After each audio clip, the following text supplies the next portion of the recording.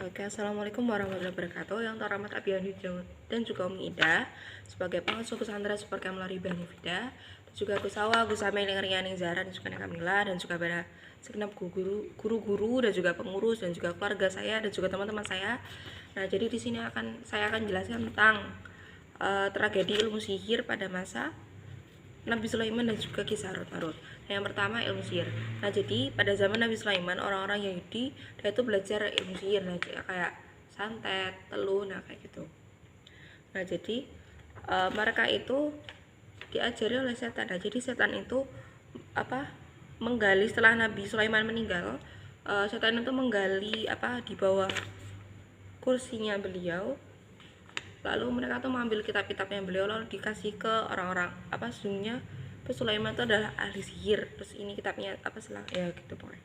Lalu bagi orang ahli kitab mereka tuh tidak akan mempercayainya, tapi bagi orang yang minim ilmu, minim agama, maka mereka tuh akan mempercayainya. Itu pendapat pertama. Lalu pendapat kedua, ilmu sihir itu merupakan info langit yang dicuri oleh setan lalu diberikan pada orang-orang.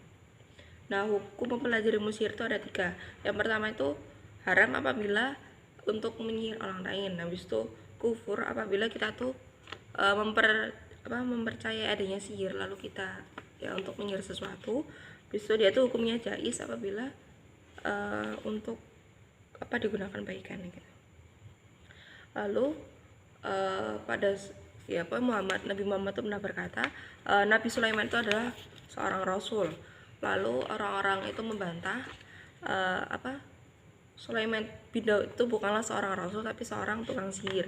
Nah, lalu di Quran surah Al-Baqarah ayat 102 itu berisi tentang pembelaan Nabi Sulaiman.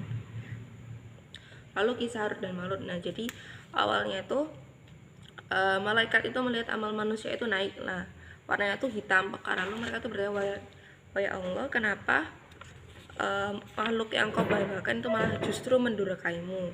Nah, lalu karena itu Allah tuh mengutus pada malaikat, pilihlah 2 malaikat yang dia tuh paling baik. Lalu terpilihlah Harut dan Marut. Lalu 2 malaikat itu diberikan syahwat dan juga diberikan hukum manusia, yaitu dilarang zina, minum minuman keras, terus membunuh, ya pokoknya gitu. Lalu mereka tuh juga diajari Ismullah al-Azam atau ya ilmu untuk naik ke atas. Nah, jadi pernah suatu ketika ada seorang wanita namanya tuh Zara. Nah, dia tuh sangat cantik. Lalu Harut dan Marut itu karena melihat si Zara itu tadi, maka syahwatnya tuh nggak terkendali. Lalu mereka tuh meminta kepada Zara untuk berzina. Lalu si Zara tuh tadi tuh mengeluarkan syarat, yaitu yang pertama mereka tuh harus mau berbuat zolim. Lalu mereka tuh membunuh suami mereka, lalu minum minuman keras, lalu bersujud pada berhala, dan juga mengajari si Zara itu tadi Ismul Azam. Lalu mereka menyetujui syarat-syaratnya dan juga mengajari Ismul Azam. Lalu si Zara tuh baca itu Ismul Azam, lalu dia naik. Itu Ismul Azam itu adalah ilmu agar dia bisa naik ke atas langit, ya gitu. Lalu di langit dia tuh diubah menjadi bintang yang sekarang menghiasi langit, ya gitu. Lalu Harut dan Marut itu mencoba untuk membaca Ismul Azam tapi nggak bisa. Lalu dia tuh datang kepada Nabi Idris. Lalu Nabi Idris bermunajat, kalian mau dihukum di akhirat atau dunia? Lalu mereka tuh membeli hukum di dunia. Oke, sekian dari saya, disiksa di dunia, maaf.